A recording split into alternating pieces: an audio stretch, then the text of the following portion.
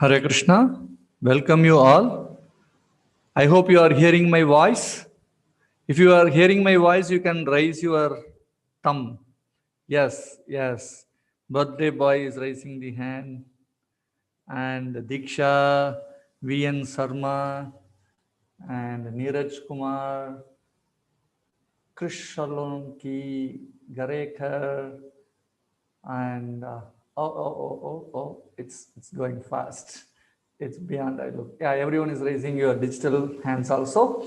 Okay, I will now on my video. Okay.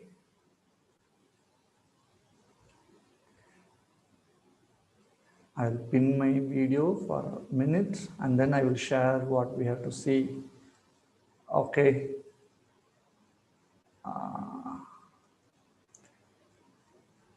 Okay, let me start with our prayers.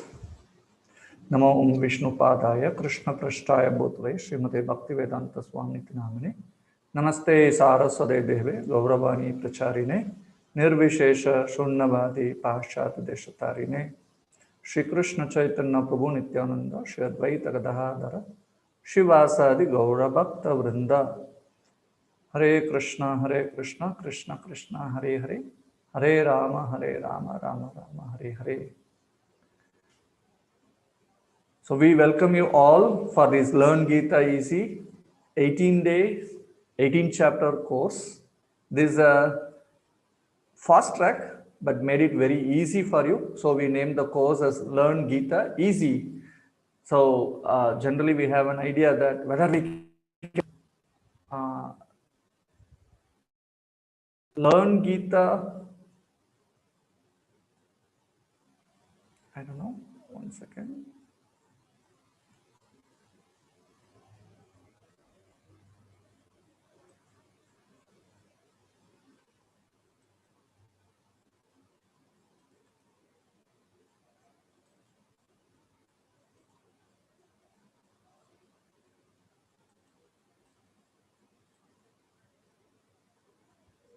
Connection is okay? Yes.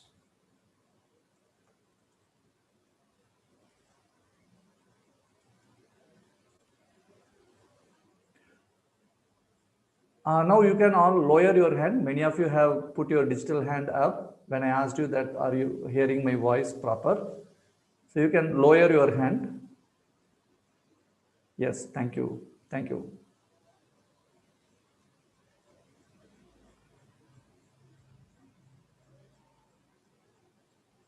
Okay, very good. So generally what I do is that whenever I have a personal class, I will ask introduction about all the participants, but the participants number are quite good, so I cannot do that. But I would like to give a small introduction about myself because you should know from whom you are hearing. So I am representing ISKCON Perambur. My name is Jay Gopinath Das. I did my BE Computer Science in 1993 to 97 and worked as a software engineer or a system analyst and team leader for 3.5 years. And then dedicated myself in this teaching of Bhagavad Gita, which has attracted me. And I continue doing that for many age group of people like college students, like MGR University is the one, and IIT in Chennai, I used to go for preaching, for giving these Gita classes. And we give it to other sects of people in the corporate and many other places. And I am leading this ISKCON Perambur since 2009. And we have a small community of 300 devotees. And in this pandemic period, we have the Zoom as a very handy one that we can give this knowledge of Bhagavad Gita by this medium. And this is the third batch we are taking. But first one was only on YouTube. In that we couldn't have a personal interaction or a personal question answer session. So we shifted to Zoom. This is a second batch in the Zoom. And I'm very, very happy to see you all in this wonderful evening for learning Gita easy. So we are in chapter 1, and just to give an introduction, Bhagavad Gita is not only for worshipping. Generally in India, we have this idea that Bhagavad Gita we have to keep in the puja room and then we have to worship. But it is also a manual for the humankind to use it in a proper way that we can lead our life in a perfect way. Like any machine you purchase, you will get a manual. So that manual will tell you how to use the machinery, and if some troubles come, how to troubleshoot it, or he will give uh, what to do with that trouble. I will give one small example. Once I was driving our car, it was an eco car, we purchased it newly, and suddenly one red bulb was glowing in the front panel. So I was wondering why this light is glowing here. So then what I did, I just went through the manual, and then it gave that if this indication comes, this is the problem in this vehicle. You can do this. If this get corrected, it's okay. Otherwise, go to the mechanic. So I did that. It was not working. Then I called the mechanic and then so this is going on. This for last 4 or 5 hours, it is coming like this. Then I took care of it and then got it corrected. So the manual is so handy that we can use it properly, we can troubleshoot it. For all purposes, it is useful. If you purchase a mobile, if you purchase a plasma TV, or anything you purchase, you get a manual.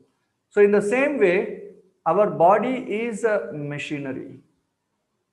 It has many parts in it and many functional machines in it, and we are all will use that machinery for a period of time, maybe 70 years, 90 years, 100 years, whatever time period given to us. So how to use it in a proper way, and what is the purpose of that machine what we are in. So to know all these details, we have to learn this Bhagavad Gita. So this Bhagavad Gita is considered as a manual. So now let us go into the session. I will share my screen, which is having many slides. I will show some PowerPoints and I will explain along with that. Give me a sec. I will share the. Okay.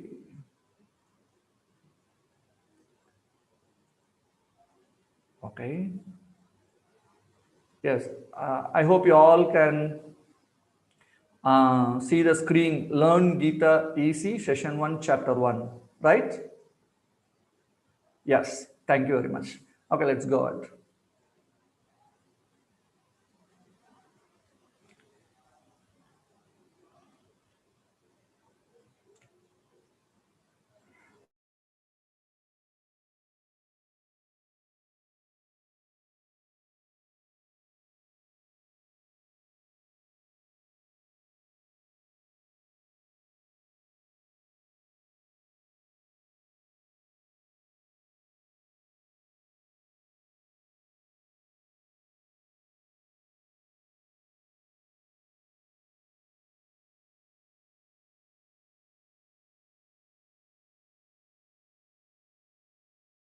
Agree that yes, I am looking for happiness. So when we look for this happiness, when we search for it, we try in various ways. And what happens? While we are trying hard for this happiness, we miss it somewhere in between. Say, for example, people say at our young age, I will give you one example. The father comes to the boy and he says that, beta, you have to study and get good marks in a 10th standard. Then only you can lead a successful life. This is a very critical point in your life. If somebody is going 10th standard examination, then they will push them to study hard, and then he will study exams, and then he'll get good marks, and then he'll get a maybe science group and max, science plus max group. Then they will say when he comes to the 12th standard, this is the most important time because you will choose your career based on this, because you will go to either medical or engineering or CA or arts. So you have to study very, very hard. Then people will put a lot of effort, and the boy will study, and he get 12th standard very good marks, and he gets into the engineering college and he studies. And then in the final year they say you have to be very careful because you will get the campus interview and you will get a good company, so you have to do good in your college studies. So he studies in the college, and then he thought, okay, after college I will be happy. And they'll say, okay, he got employed in Microsoft, let us assume. And then he enters into the Microsoft. He thinks that, okay, now I will be very happy, right? Because all the while it is being said, okay, if you do this you will be happy, if you do this you will be happy, if you do this you will be happy. And then he gets into the company, and then the company pressure, and then the work pressure, and he has to deliver goods and all that. He haven't get that happiness. So what happens? People say, okay, now you are having a very good job. If you get married, you will be happy. So then he will get married, and then no, it is still not there. It is somewhere missing. And then after marriage, people say that, okay, if you beget a child, then you will be happy. Then he beget a child, and after 1, 2, 3, 4, and the child started going to the school, 5th standard, 6th standard, then the father comes to the son and he will say that, beta, you have to study hard in your schools so that you will get good marks in the 10th standard, and then you will be happy. So he has heard all his life that he will be happy by this, but some or other, this happiness was missing in between our fingers. Right? We are searching and searching and searching in different ways, but it is missing. So while searching for this, then we will join this Bhagavad Gita 18 chapter courses to find out, is there a life with permanent happiness? Who am I actually? Where I am going?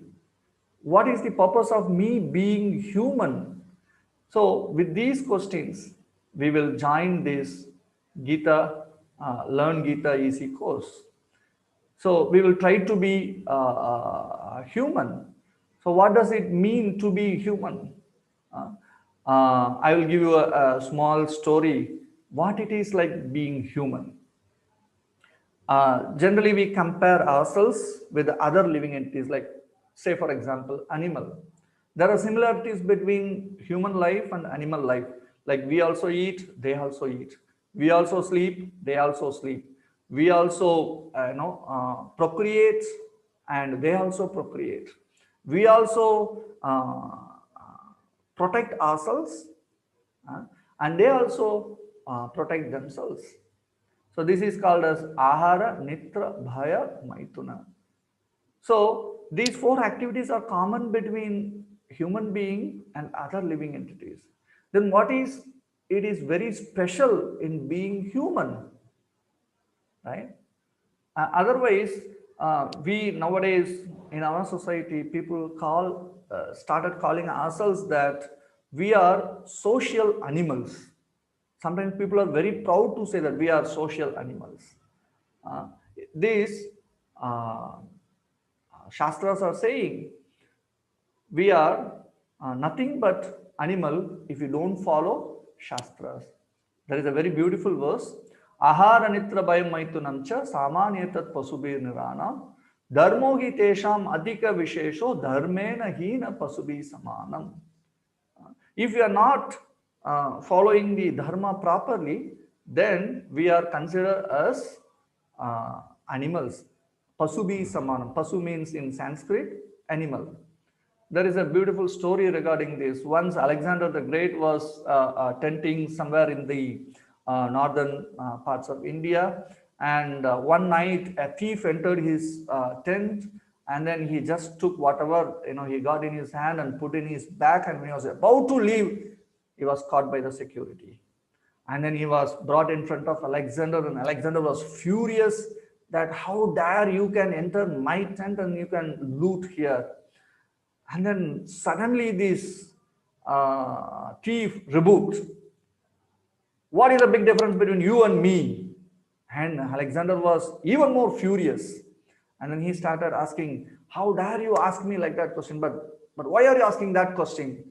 Then the thief said, okay, what you are doing, you are entering a country right in the morning, and then you are,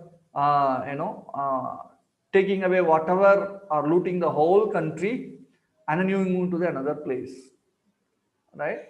And what I am doing, I am entering in the night into others house and take whatever is coming in my hand, and I am getting out of that. So what is the difference between you and me? So in the same way, if we human also acting only for these four activities, eating, sleeping, mating, and defending, then there is no difference. Then we are called as Dvipada Pasu, two-legged animals. So for being human, we have to follow dharma. So then, what is the dharma? Even in all the literatures in India or in all languages, it is said, in Hindi they say, Manusha Janma, Durlabha Manusha Janma. Durlabha means very, very rare, right? They say in Tamil exactly the same. Aridu Aridu Manidarai Prattal Aridu. So somebody may not be from Tamil Nadu, so you may not know. So, but in other languages, they say Durlabha Manusha Janama. It's the same. I just translated it in Tamil. In all languages, it is able to say that. I put that.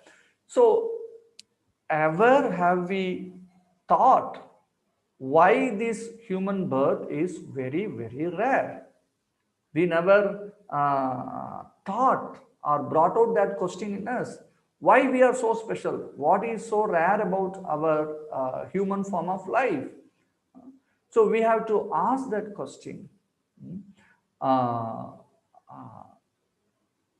Many of us would have read Bhagavad Gita. Some of us don't have Bhagavad Gita in our house. Some of us would have Bhagavad Gita but haven't read it. Some of us would have read here and there bits and pieces. But this course, for you, come in with different purposes to fulfill. We have answers for all the people. Those who haven't read Bhagavad Gita at all, for you, we are giving here very easy way of understanding Bhagavad Gita. That in 18 days, you will get a great deal of what is given in Bhagavad Gita, how I can lead my life in the way of Bhagavad Gita, right? So for someone who has read a little bit here and there, then it's like a zigzag puzzle gets solved. Like in zigzag puzzle that they give you one picture, cut into different pieces, and then they mix it and give it to you. So you have to just join each and then make the picture right. Like that, you have read here and there some Bhagavad Gita portions, and in this course, you will find how they all get connected, and then you get a full picture of Bhagavad Gita. And somebody who have read already Bhagavad Gita, if you want to present it to someone else, or you may have questions that somebody is asking you on Bhagavad Gita, so this course will enable you to answer anyone and everyone the questions about Bhagavad Gita. So in this way, this Bhagavad Gita course is all useful for you. So now let us dive deep into the first chapter of Bhagavad Gita. We are dividing this first chapter of Bhagavad Gita into 4 sections. Like in your screen, I hope you are all seeing the PowerPoint presentation, right? Yes, very good. So we will be providing you also the course material, which is just a PDF of these PowerPoint slideshows. So if you are finding it a little small, don't worry about it. We will be supplying you at the end of this every session the slide shows to you in a PDF format. You can look at, Aram say. You can now listen carefully what we are saying, and also the picture, whatever you are saying, you can look into that. So in this first chapter, there are about 46 slokas, and we are dividing this first chapter into 4 sections, right? The first section is the 11 verses, first 11 verse, setting the scene. What is the background of Bhagavad Gita being spoken? And then the verses number 12 to 20, all auspicious Krishna, and verses 21 to 27, Lord loves his devotees, Bhakta Vatsala. We will explain that nature over there. And then verses 28 to 46 will describe about the miseries of life. This is very important portion where we have a lot of life lessons. So how we designed in this course is that in every section we will give 1 or 2 or 3 life lessons which we can learn in our life and try to apply it in our life. So we have to be careful whenever a life lesson comes. What is the point we are learning from this section, what we have seen? Every now and then we will be giving you some life lessons to apply in our life. Okay, the first portion is setting the scene. So before getting into that, I will give you a little bit of prelude to the start of Bhagavad Gita, how the Bhagavad Gita started. We all know that this Bhagavad Gita was spoken by Lord Krishna to Arjuna in the battlefield of Kurukshetra. But the question may come that why that situation came into existence, why it came. So a very quick go into the scenario behind Bhagavad Gita. Okay, it all started from a great dynasty called Kuru dynasty. There was a king called Santanu, and then he begot Bhishma Dev with Mother Ganges, but she happened to leave, and then Santanu got attracted with a fisherman woman of Nishada race, and then he wanted to marry her, but the king of the Nisadas, he refused, because if my daughter come to your palace, then she will be like a slave or a servant maid, but I don't want to be. If my daughter's son become the heir apparent for the throne, means becomes the next king, then I can agree her to marry you. But Santanu was very much attached to Bhishma Dev, so he was not willing for that. So he came back, but still he was thinking about that woman, and he was very morose, sad. Seeing him like that, Bhishma Dev, he went and inquired what happened, and then he took a vow that I will not get married. And then Satyavati was married to Santanu, and then they begot 2 children, and they died before begetting their offsprings or children. So there was no king to go up the throne. Bhishma refused because he took a vow that I will not become the king.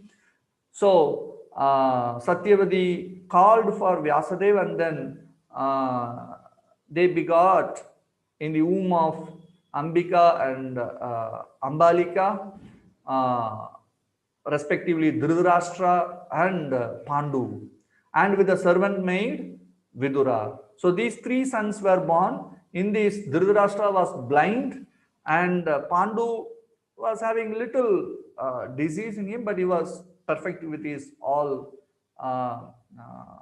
parts of the body. He don't have any other problem in the body. And Vidura, being the servant maid's son, he was not in the race for the throne. So now it was time to put someone on the throne. When they both grew up, Dhritarashtra and Pandu, and then they were about to put Dhritarashtra on the throne. But Vidura, being very knowledgeable person in the Shastras, he said a king who cannot see, he cannot properly do justice to his subjects, to his people. He cannot see the suffering of the people. He cannot hear or make judgment to the people properly. So he cannot rule the kingdom properly. So he is disqualified to become a king. So then, based on his input, it was decided Pandu will become the king, right? So Pandu became the king, but unfortunately, he got cursed by a sage, whom he killed, thinking that it was a deer.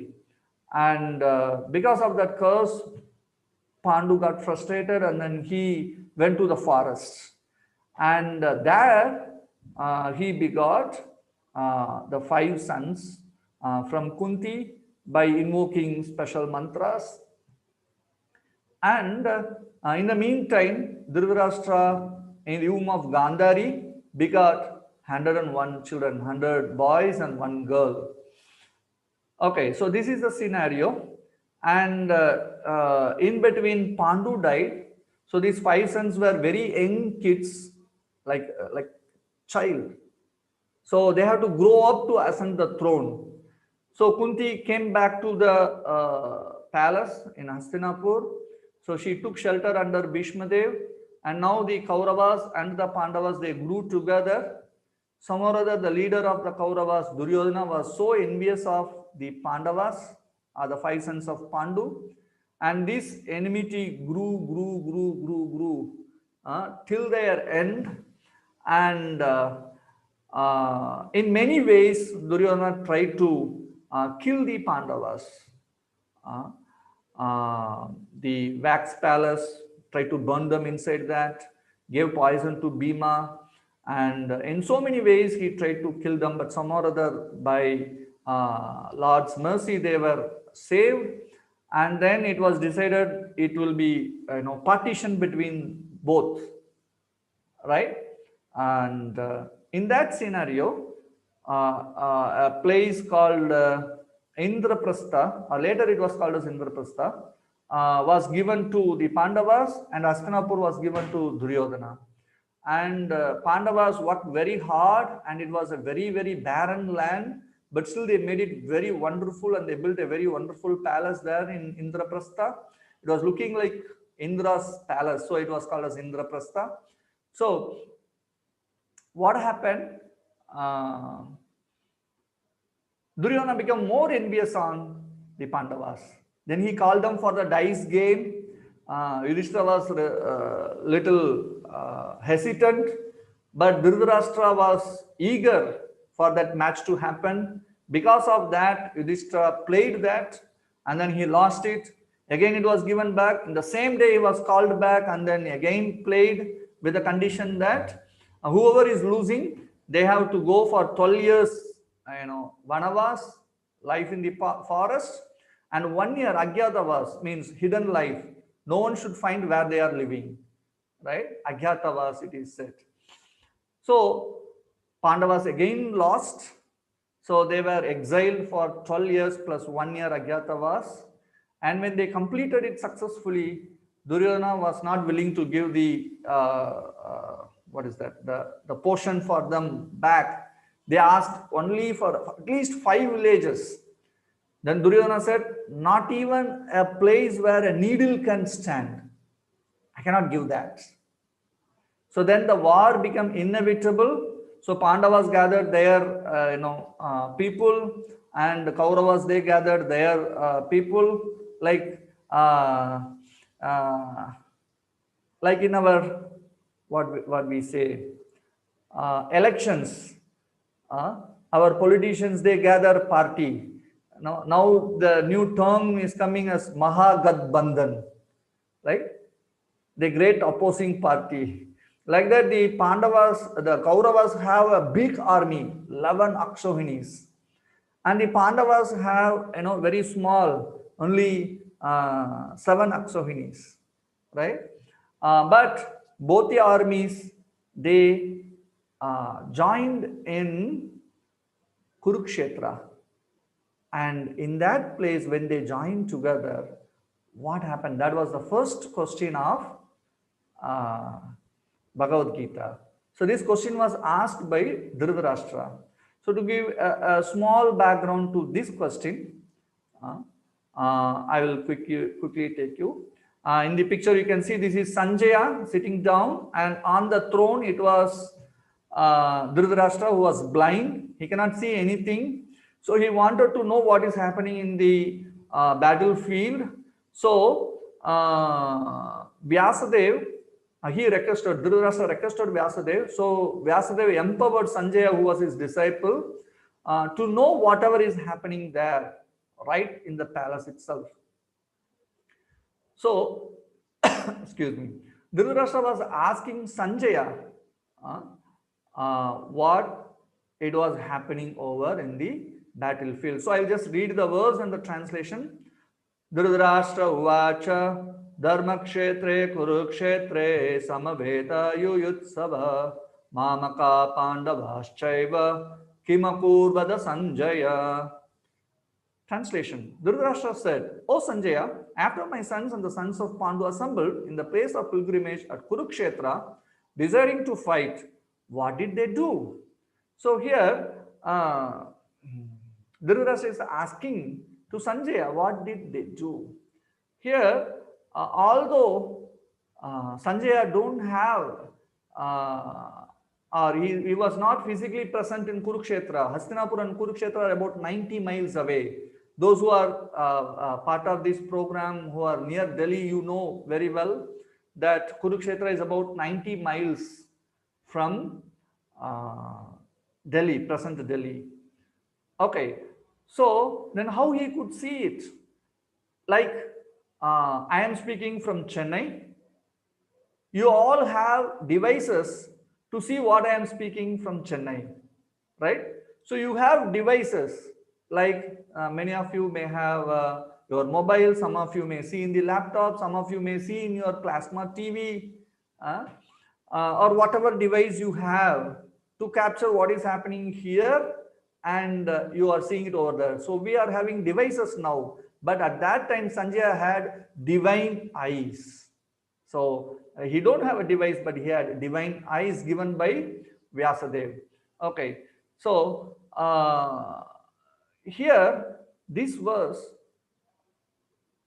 Dhritarashtra is saying Mamaka Pandava, although they both belong to the Kuru dynasty. So he would have said that what our Kuru Vamsas are doing, that's very simple, putting everyone equal. But he has that division. Oh, my sons, Pandu's sons. So here he is asking that question, Mamaka Pandavas Chaiva. So we will see what is the reason or what is the fault in Dhritarashtra asking this question. Okay. In that we will see these two personalities, Dhritarashtra and Duryodhana, and their mindset. So that is the next portion. So here we will see Dhritarashtra's mindset and Duryodhana's mindset, because these two personalities we are going to see in the first section. Dhritarashtra's mindset, from the first verse what we have seen, in his mind there are 3 points. He was doubtful, he was fearful, and he was partial.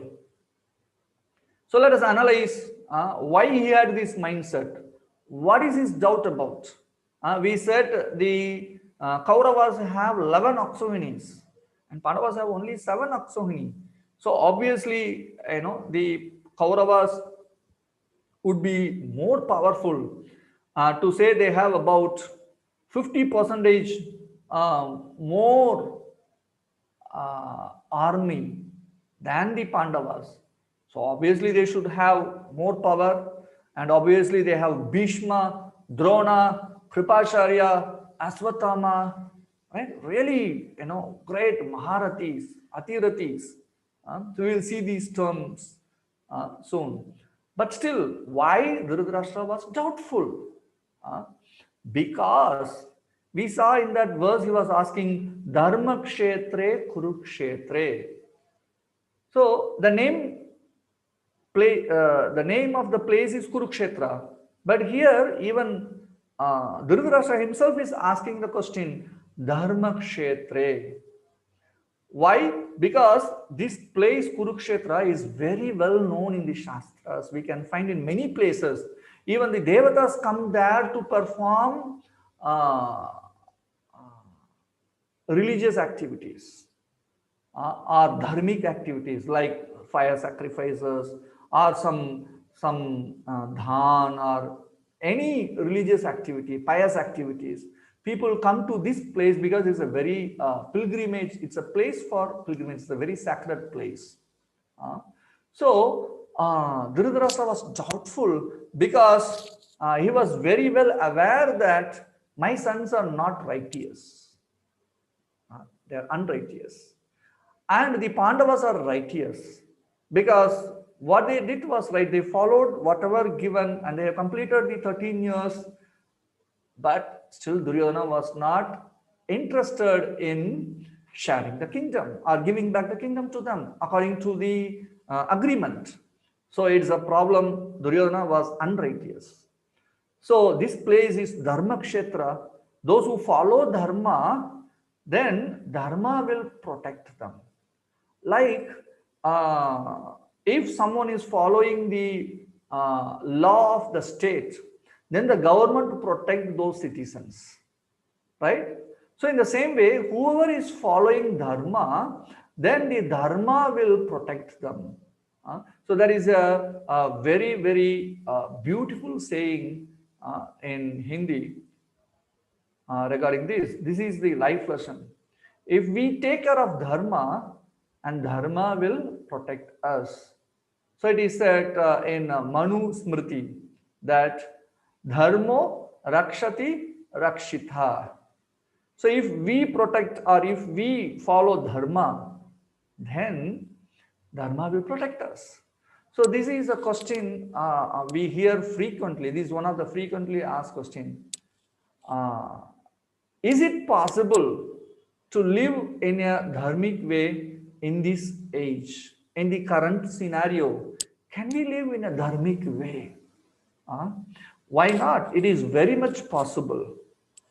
But because of our brought up or in the condition where we are living, many are doing other make, so let us also do the same. So we think that way, but that is not the way of living. As I said earlier, human being means following Dharma.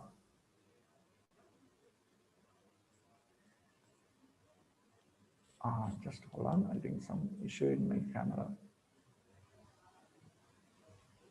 Oops.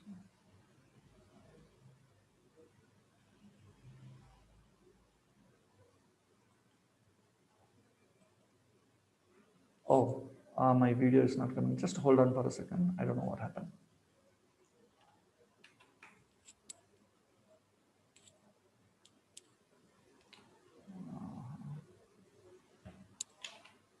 Yeah, sorry for the interruption.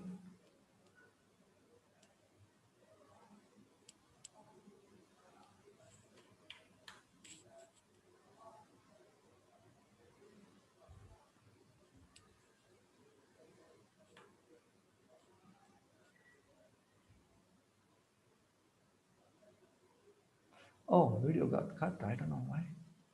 Oh, yes. No, I don't know where I touched it. Okay, sorry for the interruption. Where we are?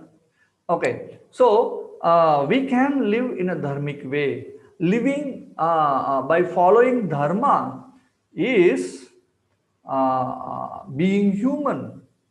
But some or other, we have been brought up in a different way. So it is very much possible to live in a dharmic way. So here it is said, Dharmo Rakshati Rakshitaha. So if we follow Dharma, then Dharma will protect us. Okay. So the next point. So he was very doubtful because this is Dharma Kshetra, whether it will favor my sons. Because the sons of Pandu are dharmic, so it will favor them. So he was a little doubtful about the outcome of the battle. And then he was fearful. Uh, why? Why he was fearful? Because he was very much attached to his son. What will happen to him? Excessive attachment uh, will always lead for anxiety. Say, for example, we are so much attached to our mobiles.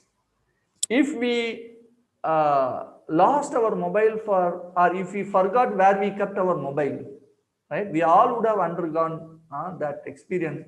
That will be in complete anxiety and we will be searching it everywhere. Where is my mobile? Where is my mobile? Where is my mobile?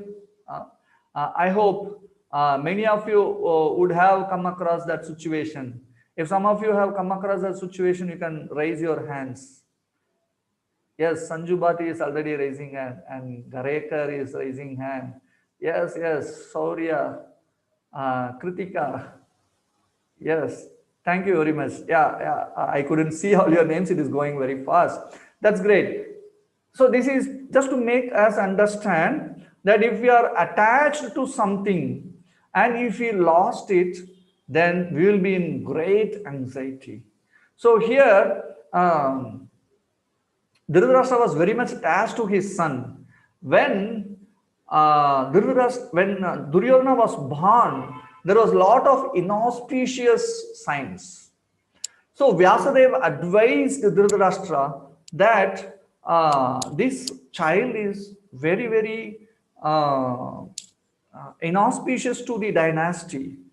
So there may be a greater danger to the whole Kuru dynasty in the future. So you abandon this child. You put this child into exile. But because he was very attached to his son, he was not doing that. He was not act according to the instruction of his superiors, Vyasadeva. And then he was also attached to the throne because he was blind. He haven't got the opportunity to become the king, and Pandu was put in the throne. He was incarnated as the king of Hastinapur. Then obviously his sons are the heir apparent, but some other things happen or events happen in such a way that Pandu went to the forest and then no one was there in the Hastinapur to rule, and Bhishma denied to ascend the throne. So in that scenario, Dhritarashtra was kept as a regent. What does the regent means? A caretaking king. Until the sons of Pandu become, big enough or matured enough to take up the throne, he was kept as a in charge king.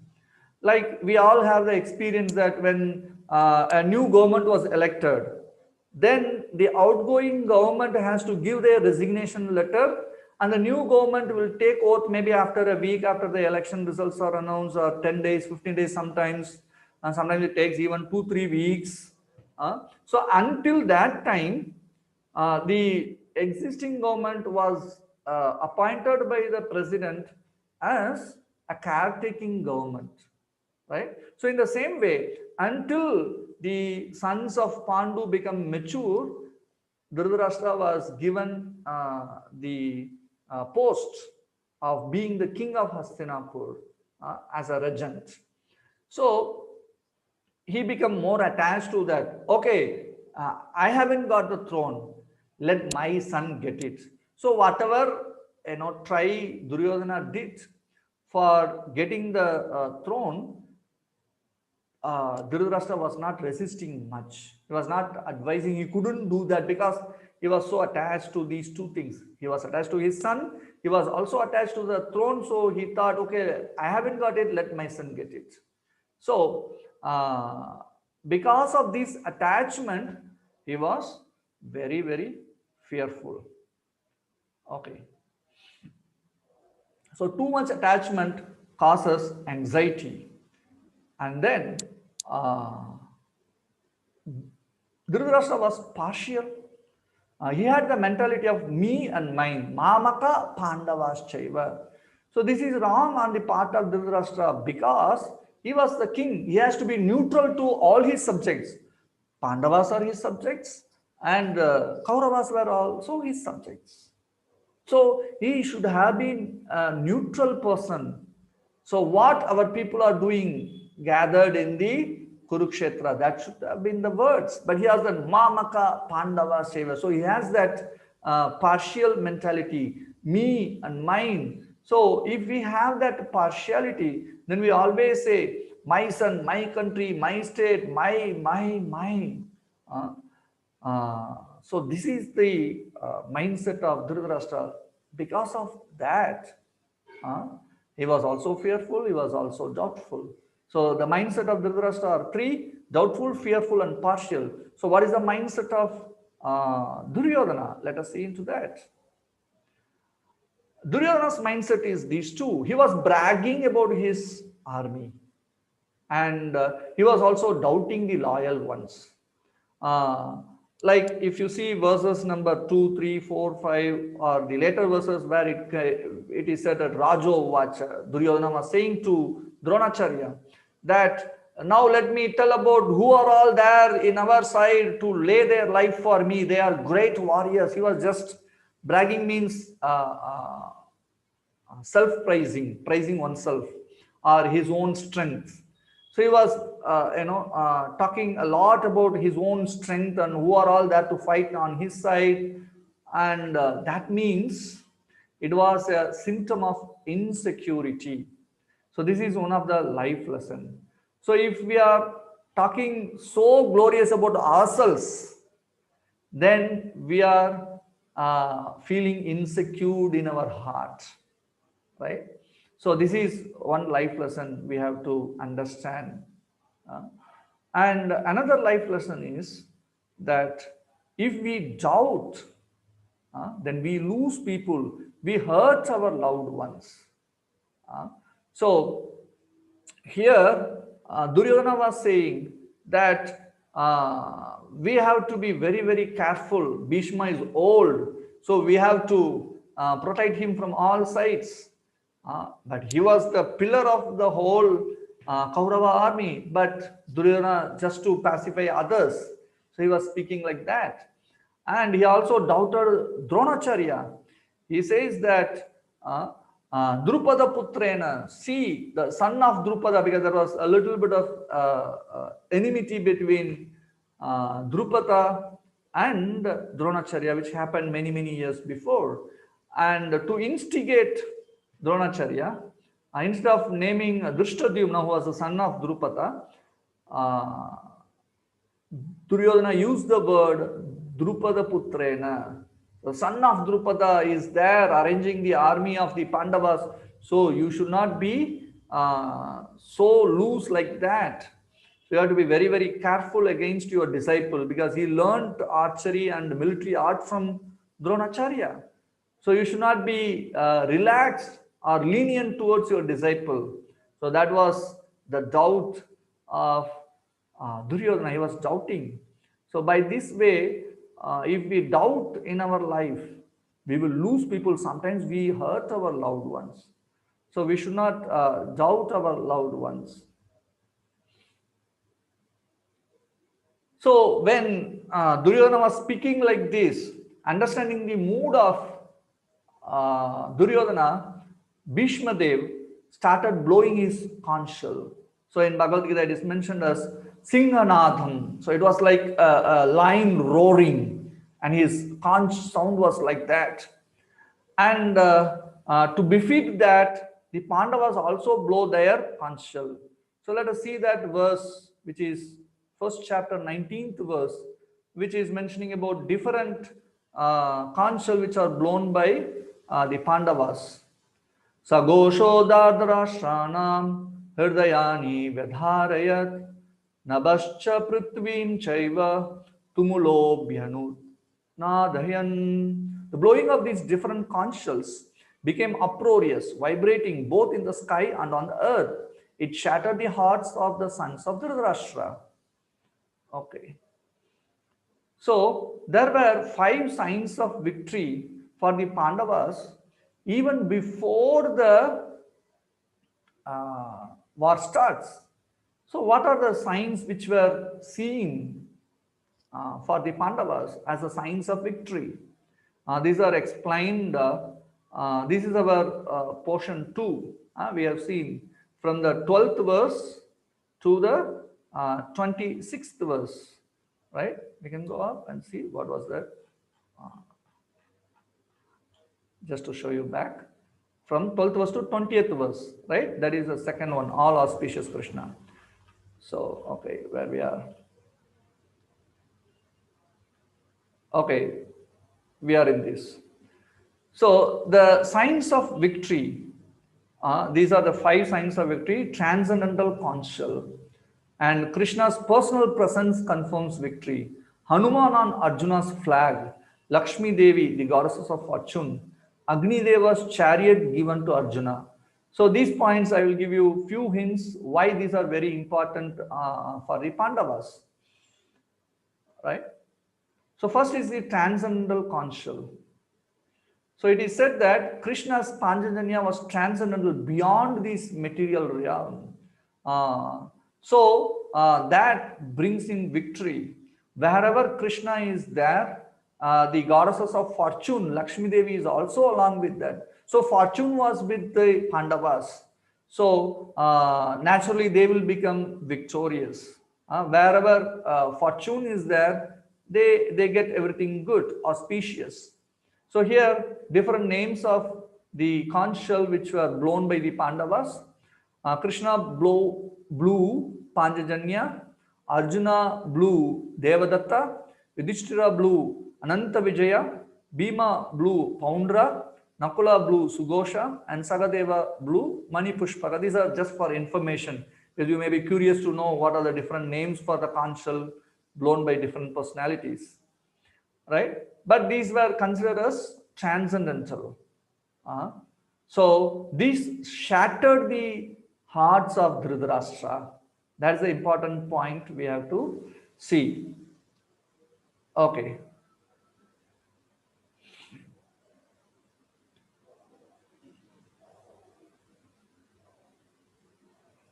So this is, Krishna is present in the Pandavas side. And this is the last verse of Bhagavad Gita. Yatra Yogeshwara Krishno Yatra Pato Dhanurdhara Tatra Shrir Vijayo Bhutir Dhruva Nitir Matir Mama. Wherever there is Krishna, the master of all mystics, and whenever there is Arjuna, the supreme archer, there will also certainly be opulence, victory, extraordinary power, and morality. That is my opinion. So, when there was an alliance made, Duryodhana and Arjuna went to seek the alliance of Krishna to be in their side. So Krishna was sleeping and Arjuna went and Duryodhana went. Duryodhana sat on the head side and Arjuna sat on the foot side. And when Krishna woke up, he saw Arjuna first. So then Krishna gave the opportunity for Arjuna to ask what he wants. Then Duryodhana was very fearful. Oh, Arjuna should not ask the military of Krishna. Krishna said, I will be on one side, my military will be on the other side. You can ask whichever you want. But you know for sure that I will not fight in this war. I will not take any weapon. Then Arjuna said, no problem for me. If Krishna is in my side, that is great for me. Then Duryodhana was happy very much inside. Then he became, okay, I am left with only the Narayana Sena of Krishna. Okay, I will take that. But inside he was so happy. Yes, Arjuna was very fool to ask only Krishna, because he will not take any arms, he will not fight. I don't know why Arjuna was asking that, but I am saved, I got the Narayana Sena. So he was thinking like that. But we can see here, wherever Krishna is there, their victory is there, extraordinary power is there, morality, opulence, everything is there. Because Krishna is there means fortune, Lakshmi Devi is also is there. So Arjuna made the right choice. So in our life, sometimes we will have to choose whether we want the energy of Krishna or we want Krishna. Energy of Krishna is this material world or in which we are living, different items. And we may have the option to take up Krishna also. So we have to take shelter of Krishna rather than his energy. That is one life lesson we have to take, because wherever Krishna is there, victory is there. If we want to be successful in our life, we have to take shelter of Krishna. One who takes shelter of Krishna has nothing to fear, even in the midst of greatest calamity. Like the Pandavas, although they were in greatest calamity, but they were successful, right? And it is also said, Rake Krishna Mare Ke, Mare Krishna Rake Ke. So when Krishna wants to protect someone, no one can kill them. When Krishna wants to kill somebody, no one can protect them. So this is a very, very important point. There is an example in the Mahabharata also, like Jayadratha was protecting the Pandavas to enter into the Chakravyuha, because he got that power that one day he can stop in the war all the Pandavas. Otherwise, he don't have that skill to stop or fight against the Pandavas. So he used that boon to stop the Pandavas. And Abhimanyu was killed. So Arjuna took a vow that tomorrow I will kill Jayadratha. Then the Kauravas kept Jayadratha at the end of the army. And the Pandavas, next day, they were trying to reach Jayadratha. Arjuna was trying very hard to reach, but he was not. Then what Krishna did, it was about to set. The sun was about to set. Krishna used his Sudarshan Chakra, that he covered the sun, and then everyone thought that, oh, the sun is already set, but it was not set yet. It was about to set. So then Jayadratha, he bragged, oh, Arjuna, now we have to jump into the fire. He was just laughing like anything. Then Krishna told Arjuna, Arjuna, you see, I am removing my chakra, and he removed his chakra, and the sun was still on the horizon. And then he showed, you see, there is Jayadratha, now you shoot your arrow. And then immediately Arjuna shoot his arrow, and then it behaved, or it removed the head, severed the head of Jayadratha, and he was dead. Right? So if Krishna wants to kill someone, no one can protect him. But if Krishna wants to protect someone, no one can kill them. Right? Okay, in the later stages of these chapters, we will tell one story for this Rake Krishna Mare Ke, right? And we have few more slides to go today. We have few more minutes only. Let's go. And then the next victory sign is Hanuman's flag. So in the flag of Arjuna's chariot, it is called as Kapi Dwaja. That means a flag with the Hanuman in the flag, a post with a flag of Hanuman. So Hanuman was with Lord Ramachandra in the war against Ravana. So here he was in the battlefield with Arjuna. So sometimes in the battle, when so many people surrounded Arjuna, then Hanuman will scream from the flag, and in that sound itself, hundreds of people will just die. So when we take shelter of the Supreme Lord, then the Lord's associates also help us. That is another life lesson. When we are on Krishna's side, Dharma's side, then all his associates also help us. We have already covered this. Lakshmi Devi will be with always Narayana, Lakshmi Narayana, or Radha Krishna, or Sita Ram. So Lakshmi Ji is always along with the Supreme Lord. So when Krishna is there, then the goddess of fortune also with the Pandava side, because Krishna is in the Pandava side. And then the chariot of Arjuna was presented by Agni Dev, and it was capable of conquering all directions. When Arjuna helped the deity of Agni, or Agni Dev, in devouring the Khandava forest, in return, Agni Dev gave this chariot which is capable of winning all the directions, right? So when these things are there already, when the battle is about to fight, here what Arjuna is doing, let us see, that is very interesting, right? Sanjaya Uvacha Evam Yukto Rishikesho Gudakeshena Bharata Senayorubayor Madhye Stapayit Bharatotamam. Sanjaya said, O descendant of Bharata, having thus been addressed by Arjuna, Lord Krishna drew up the fine chariot in the midst of the armies of both the parties. Right? So, like it is explained in the verse 123, it was said that Arjuna was aiming at the Kauravas, whom I have to shoot with my arrows. And suddenly he stopped that and then he told Krishna, Oh Janardana, Rishikesha, you please take my chariot and place it in between both the armies so that I can see whom and all I have to fight. So he was instructing Krishna, Senayor Ubayor Madhye Stapayitva Radhothamam. So generally it was the Lord who will instruct the devotees, but here it was the opposite side, right? Here Arjuna was instructing Krishna, okay, please take my chariot in between both the armies. So Krishna was very obedient and he was saying, okay, yes boss.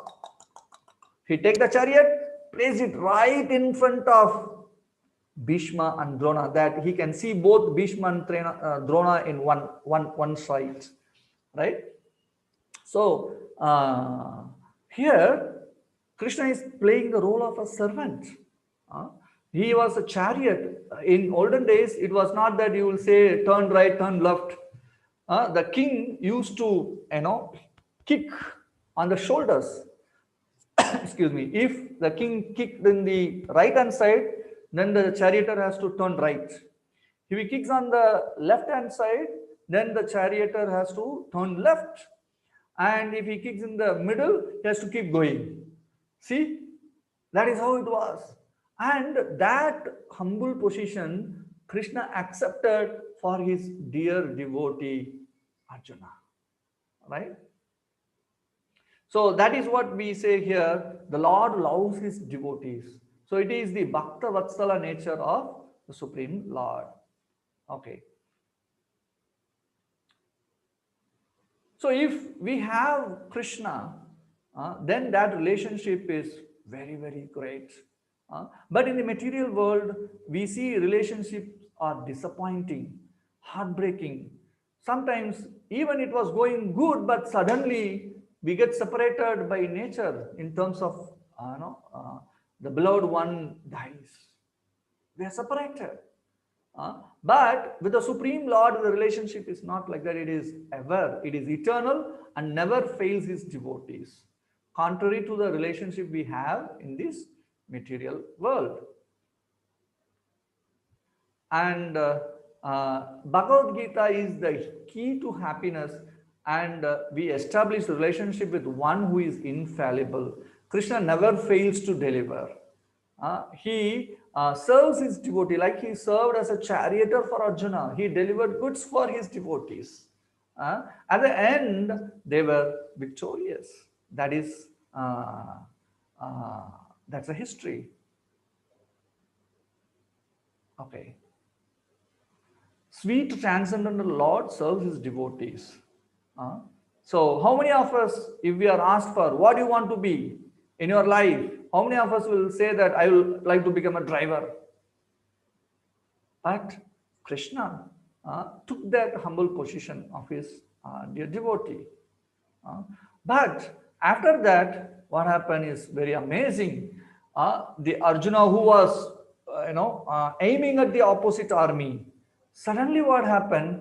He became very compassionate on the Kauravas, and he became confused what to do. So here in this verse, Arjuna is saying, Dristvemam swajanam Krishna yuyutsum samupastitam sidanti mama gatrani mukam cha parishushyati. Arjuna said, my dear Krishna, seeing my friends and relatives present before me in such a fighting spirit, I feel the limbs of my body quivering and my mouth drying up. So after seeing Drona and Bhishma in front of him, right in front of him, and all other kinsmen standing to fight, Arjuna became very confused and he was completely stressed. This stress is this even 21st century killer. Stress is such a great killer. And it was not only now, it was there in the Mahabharata time also. Arjuna was also stressed. He don't know what to do. He was confused. Let us see what symptoms he expressed. So these are the symptoms of stress which was expressed by Arjuna. His limbs were quivering, mouth drying up, whole body trembling, hair standing on the end, hands, Gandiva slipping from his hand, and skin burning. He couldn't stand anymore over there. He said, Krishna, let me run away from this battlefield. I will not fight. And he couldn't able to stand there. And his mind was reeling. Oh, I'm so confused now. These are exactly the symptoms of a stressed person. If you see in the modern psychology terminologies, it's all there. So Arjuna was highly stressed. So we can understand that this Bhagavad Gita helps us in our stress management. Whenever we are stressed in our life, we can turn towards the pages of Bhagavad Gita and we get relief from that. And there are three types of miseries we will be afflicted with. And whenever we get these miseries, we can turn towards the pages of Bhagavad Gita and we get relief from there, which is what Mahatma Gandhi says, that whenever I am confused, I will turn towards the pages of Bhagavad Gita and I get my answer. Right? This is also Gandhi says about Bhagavad Gita. Okay, these three miseries are Adhyatmika, Adidevika, Adibhautika. So what they mean? Adhyatmika, take note of these, hear these words clearly. Adhyatmika means the miseries which are created by our own body or mind. And Adi Devika means miseries inflicted upon us by natural disturbances like heavy rain, heavy flood, drought, overheat, over cold. All these things are tsunami, are earthquake, volcanoes. These are all natural calamities. And Adi Bhautika, the best example is what we are undergoing now. Corona, it is another living entity, it is a virus, it is a living entity, but another living entity is inflicting us or it is creating trouble to us. Like sometimes we walk in the street, some dark street dog or stray dog will bite us and we have to put injection around the navel. So it is Adi Bhautika. Trouble created by other living entities. Sometimes the neighbor of our house will create so much trouble for us. That is Adibhautika. Sometimes somebody living in our own house will trouble us, right? In traditional India, they say that mother-in-law problem, daughter-in-law problem. Now I have one case I heard that the problem with the father-in-law and son-in-law is totally different. This comes in the Adhyatmika. One devotee, his sister got married to a person in Dubai. So the husband went to Dubai and the daughter was in the devotee's house. And on the day of Diwali, the father was having so much trouble with the son-in-law. Right? Do you know what is the reason? Could you guess it? The son-in-law who is living in Dubai haven't called the father-in-law and say Happy Diwali. So the father-in-law had a big fight with the son-in-law. See, what is that? We don't know. He was living in a Muslim country and they certainly would have worked on that day. We don't know what is the work pressure over there. But he is simply living in India and he was saying that, oh, why my son-in-law is not calling me and greeting Happy Diwali for Diwali. So even though there is no problem, the mind thinks that is a problem, right? So that is called Adhyatmika, right? So these three miseries afflict us. So to overcome from that, we can turn towards the pages of Bhagavad Gita, right? So Arjuna, who was inflicted by stress which is caused by the mind. So it is Adhyatmika, we can say. And because of that, he said, "Oh Krishna, I will not fight." Okay. So there are 5 reasons, 4 given in the first chapter and 1 in the second chapter. So I stop here. I will cover all the 5 reasons in the second chapter because otherwise I have to split both. So with this, we end today's session. It is there, but I would like to cover it in the next session. So to give a quick summary, we are already 10 minutes above our regular time. In the chapter 1, we have 4 sessions, and the first in setting the scene, and we saw Dhritarashtra's mindset and Duryodhana's mindset. And Dhritarashtra's mindset is doubtful, fearful, and partial. Duryodhana's mindset is bragging about his own army power, and he was doubting his loyal ones. And all auspicious Krishna, how he was Bhakta Vatsala, and the signs of Pandava's victory, we saw 5 signs of victory.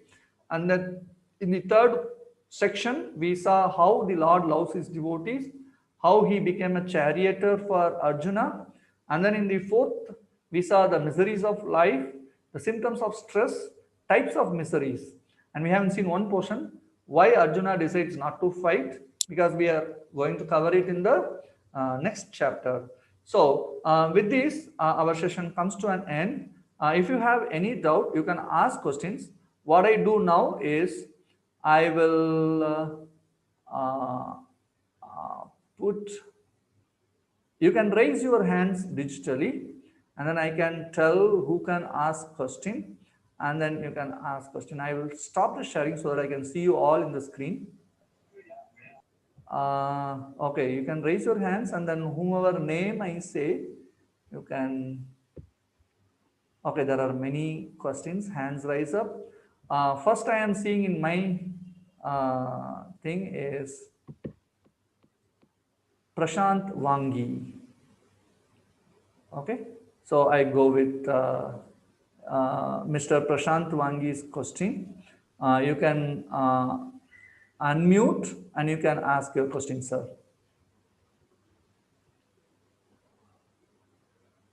Mr. Prashant Wangi, your hand is up.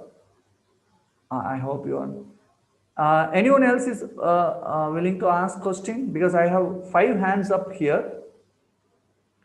Anyone would like to ask questions? Sir, me. What's your name? I can unmute you. Where you are? Shanvit. What's your name? Shanvit. Shanvit. Yes. Please, Shanvit, ask your question. What is Adbhautika? Oh, what is Adi Bhautik? I said earlier, Adi Bhautik means miseries caused by other living entities. Say, for example, sometimes mosquitoes bite us and we get malaria or dengue, chikungunya. So, any problem which is created by other living entities, either human or bird or animal or whatever, that is called Adi Bhautik. Miseries created by others, other living entities. Is that okay? Thank you. Okay, you can unmute yourself. And then Neeraj Kumar, you have a question? Yes, sir. Neeraj. I'm audible? Yes, you are audible. Yes, If sir. possible, you can on your video also, so that we have a personal interaction. Yeah. So, If it is not trouble with your, what is that, net connection. Yeah. Yes, Neeraj, go ahead. yeah. So, as per Bhagavad Gita, you said we should follow dharma. Yes. But what is dharma exactly is? Means how we would realize that we are following dharma or not? Fantastic. A very good question. The whole of Bhagavad Gita is explaining what is dharma and what should be done and what should not be done. Right? Okay. So the whole 18th chapter teaches us, but in a gradual, phased manner. Right? So we will teach you different yogas and the ultimate yoga for this age and how to follow that dharma by which we can become successful in our life. Okay. Right? Okay, sir. So we will give you tips and the teaching lessons. Like we have given some life lessons in these classes, which are all dharmic, right? Mhm. Like that, in every chapter, we will give you some life lessons, and at the end, we will give you what you can follow in your life practically also, right? Okay. We'll be Yeah. going ahead with that. Very good question, but you have to go through the whole Bhagavad Gita sessions. You will get it. Yeah. It is for the first time I am hearing Bhagavad Gita. Okay, So that's that's why, first of all, I'm much more curious about that what exactly Bhagavad Gita is. Because okay. in our tradition, what Mhm. is basically Bhagavad Gita is, as per our upbringing, it is Okay. just a holy book on which you, on which, or you can say in front of you can't lie. Uh-huh. Yes, that's why we in the court for Satya Praman. Yeah, that's all. But now I realized that what is inside the Bhagavad Gita is much more than that. Exactly, you are right. You will get even more than these things. There are Yeah, more to come. yeah. I'll surely continue all the 18 session, and thank you so much. Thank you. Yes, Shaili Katkar. Yes, you have a question? You have to unmute yourself.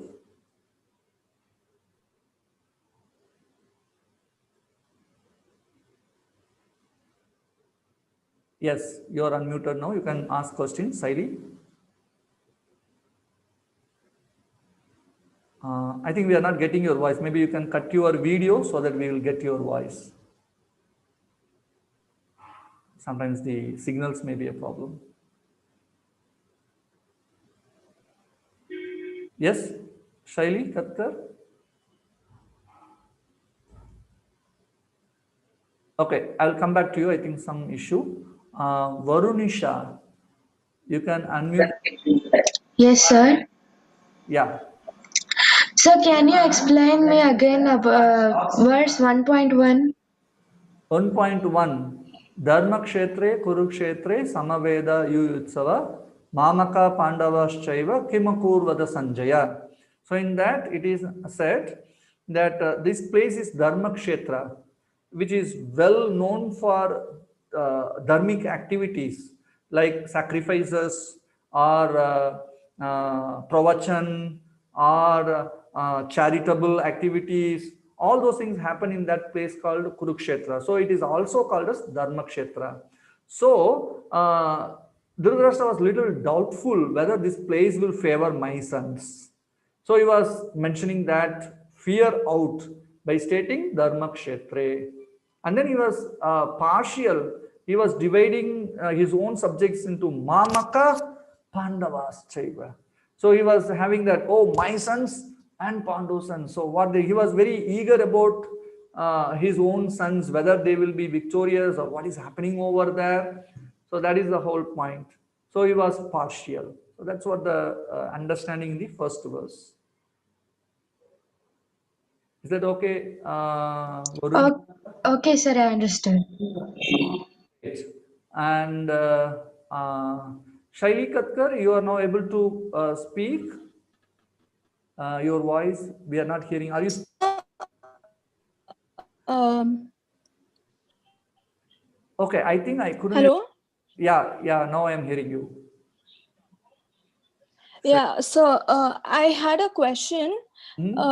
During the Mahabharata, Hmm? like while the war was happening, Hmm? so when Arjun wanted to kill Jayadratha, Uh-huh. right? So Lord Krishna interfered Hmm. with his chakra blocking the sun, correct? Yeah. But then in the beginning, Lord Krishna had promised to not interfere with the war.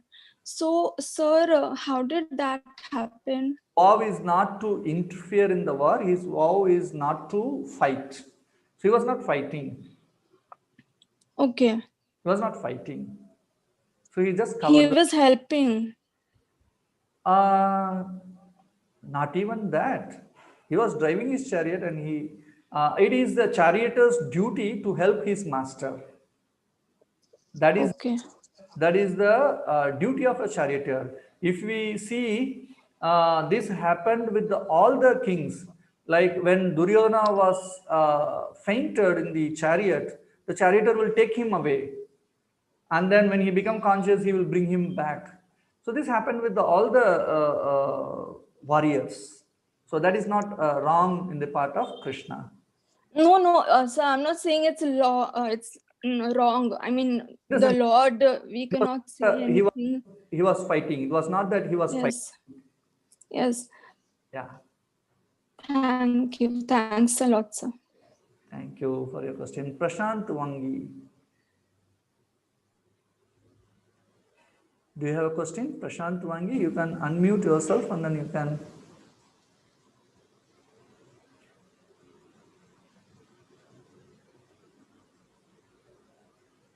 Okay. And now I have some other Prashant Wangi. I couldn't able to unmute. Okay, if you don't have a question, I'll go to the next one. Gita Kumaravel, you can ask your question.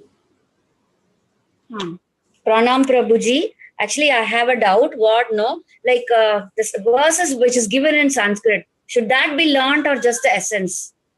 Is that enough? For example, I was trying to learn the Sanskrit verses like Dhritarashtra Uvacha, Dharma Kshetra, like that. Only till 10 I am able to learn. And after that, I couldn't proceed at all.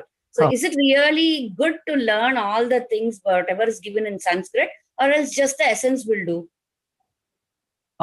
If we are capable of memorizing it, that is fine. But the most important point is understanding what instructions are given in Bhagavad Gita and applying it in our life. If we can concentrate on that, that is good enough. Okay, at least reading it daily or something like that. Is it really good? Yeah, We'll surely apply. I'll surely also interpret, and I'm keeping it in my notebook. And after that, I'll surely apply it. But is it really necessary to read all the verses until all the 18 chapters, and at least like daily one chapter, reading all the one chapter like that? It becomes a habit, something like that. If you are able to read it, that is great. Okay. If you have Bhagavad Gita as it is, at the back there is a pronunciation guide which you can use to pronounce it with either the Sanskrit Libi or with the English Libi which is given. So our Bhagavad Gita as it is, it will be with the original Sanskrit verse and English, and then the verse translation, and then the purport. In between every word, meaning also will be there. So with the pronunciation guide, you can read the English text. But if you are a Hindi reader, or you know Hindi to Sanskrit to read, then you can that verse itself. It will be very easy to read. Okay. I think you're not a Hindi speaking. No, I know Hindi, but still, English itself, that is convenient. Both the languages are convenient for me. Okay, good. So you can use that pronunciation guide and you can read it accordingly. Okay, Prabhuji. Thank you. Thank you. Okay. And Sudeep Chandratre. Good evening, sir. Good evening. I have one question. You rightly mentioned that there are states of mind. So you explain the states of mind for Dhritarashtra as well as Duryodhana. Yes. One of us are undergoing some kind of states of mind, and then these states of mind, we make certain decisions. Okay, so how to control the states of mind so that I will be always following the dharma, and how to take those decisions, how to analyze ourselves that I am in this state of mind and I should be not making decision right now, or how to guide ourselves with Gita. So can you just enlighten us in this regard? Certainly. It's a very good question. It's the same thing which Arjuna was also in, and we can follow Arjuna, what he did. So he approached Krishna for advice. So we can also approach an appropriate person in our field to get it clarified and then go ahead. We will see it in the next session. We will be having a life lesson based on that. So when I'm explaining that, you will understand that in a better way. This is the answer. So we can have some mentor or counselor or someone for our life to proceed further. If they are very good spiritual people, they can guide you with the help of the Shastras, so that Okay. your decisions will be firm and also dharmic. Okay. Okay. Thanks, sir. Okay, thank you. And Veni Prashad Shah. That's what I'm seeing. Diksha, you have a question? Your hands are coming in front. No, okay. And Veni Prashad Shah, you can unmute.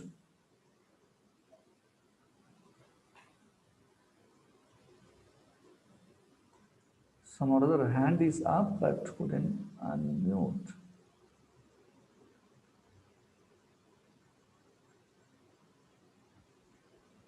Some other is not happening. Okay, Nitin Chantok. You can unmute. Yes. Good evening, sir. Good evening. So it was a very good session, and I really liked it. Thank you. Sir, I have a question. Sir, we see a mosquito daily in evening. We used to deliberately, knowingly and unknowingly used to kill it, even though it sucks our blood and causes some pain to us. But that mosquito is generally not hazardous for us, as because the mosquito in evening are not that kind. Like malaria and dengue are up afternoon or morning, evening. But is it right or not? I want to understand that. Or whether the evening mosquito will create malaria or not, or killing the mosquito is right or wrong. Yeah, killing mosquito is right or not by us, deliberately, knowing or unknowing. Generally, in the Shastras, it is said that if somebody is sucking your blood, somebody who is sucking your blood, you can kill them. Okay. The general Okay, sir. instruction. And something which is very poisonous, that also you can kill. This is Manusmriti. So with that rule, we can do that. Okay, sir. But I have a last question. Thing is that we can try keeping our place as clean as possible. Okay. Even after that, if mosquitoes come, then we can take action. But if you Okay, sir. place unclean, but then the mosquitoes obviously will come, that you are inviting them, right? Okay, thank you, sir. The, Sir, I have one more question. yes, Nitin. Sir, is eating fish in Shastra is right or wrong? I always have a dilemma regarding this. Eating fish, particularly eating fish in Shastra. So in general, it is said for human beings, it is said we are scientifically and also shastrically herbivores. So fish is not considered herbivores. But some or other in West Bengal, they say that as Kadal Pushpa, but it is not so. It is a living entity, which Padma Purana says, Jalaja Navalakshani. There are 9 lakh varieties of living entities in the sea. So we don't bring it under herbs. So that is coming as different living entity. So that is not good for us. Okay, sir. Okay, sir. Thank you. Thank you for your words, sir. Thank you so much. Thank you. Somebody else still have question? Yes. Ashok Kumar. Oh, Garekar sir is raising his hand physically. I will come back to you, sir. Ashok Kumar. What's his name? Yes, sir. Ram, Rampal. Yes. Ashok Kumar Rampal. Yes, sir. sir, Question, please. Hare Krishna, Hare Krishna, Yes, sir. Hare Krishna. Hare Krishna. I'm hearing you. Sir, I want to know that Arjuna was a very good devotee of Lord Krishna, and still, when he was doing his karma in the field, he became unstable and in dilemma. Why it is so? Okay. This is a good question. Why Arjuna became so much confused, or he was in dilemma? Okay, we have to understand that if we start thinking in terms of bodily understanding, then we will be into this kind of stress or dilemma or confusion.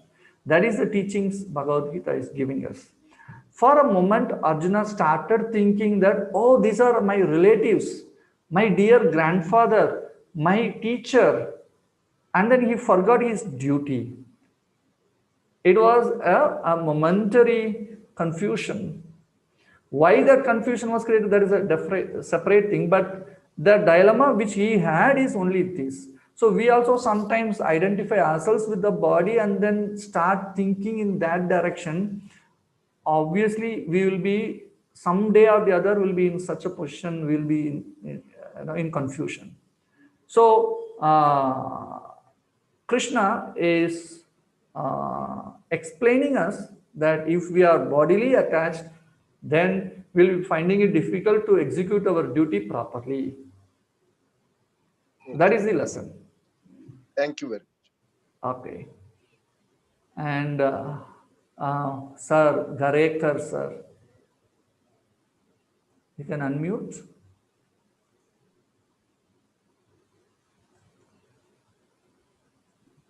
Yes. Hello. Are you getting me, sir? Yes, sir. I have questions on the miseries. Yes, sir. I find, some of the miseries like Devik, I have no control. There are God's creations, like you said, earthquake and other things. Yeah.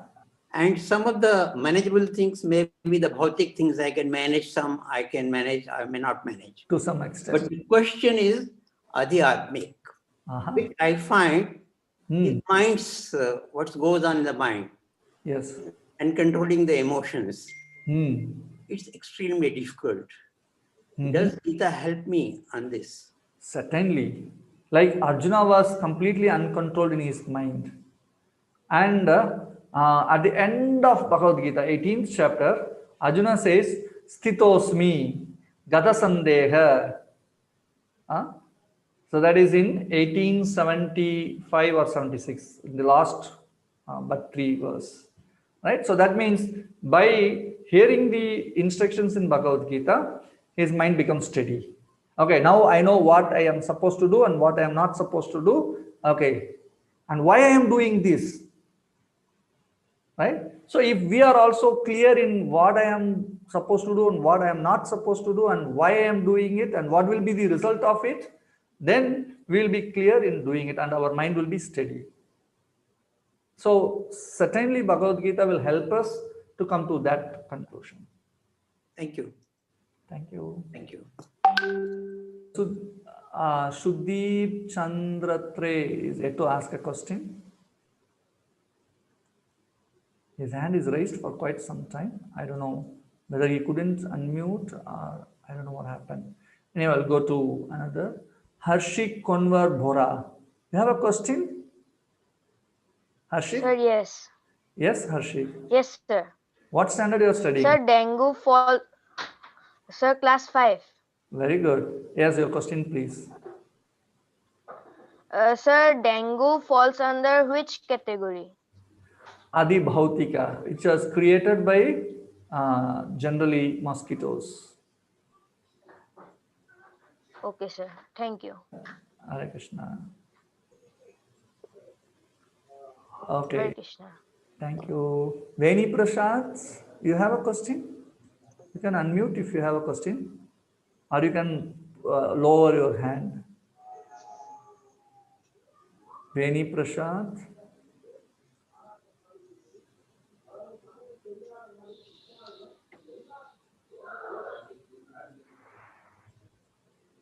Okay. A small announcement for all of you that we will be supplying you a link with the quizzes, some 10 questions with the multiple choice answers. So you can just answer that we will use for evaluating your certificate. Those who have completed all the 18 chapters will be getting the completion certificate, And if you have attended at least 12, then you will get a participation certificate, right? So please do click the link which is sent in your WhatsApp and then answer those questions. Very simple, just whatever you have heard now, it will be there. You can use your notes, which we have sent you a PDF of whatever slides we have given, right? And yes, that is one announcement. And another thing is that, so our session starts at 8:30. We'll try to stick to time. In the initial period, we had some technical difficulties. That's why it went a little ahead. After 8:30, the question and answer session comes. And if you hear the question and answer, that is great. But if you have some important work to go, you can go ahead with your work. Is that okay for all of you? It will be nice if you stay with the question answer, but if you have some urgent work, that is fine. You can move ahead with that. Okay. So with this, we end this session, and we will see you tomorrow evening 7:30. 7:20 we will be switching on. You can get in at that time, right? Okay. Thank you very much for patient hearing on this session. We will meet you tomorrow evening 7:30. Hare Krishna. Hare Krishna. Hare Krishna. Thank you, sir. Hare Krishna. Hare Krishna.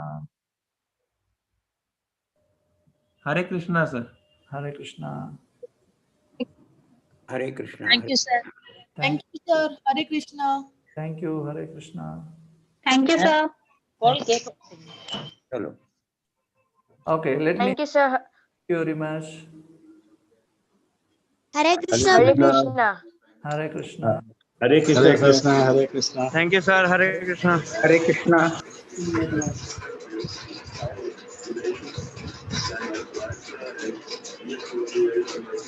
Okay. Let me end.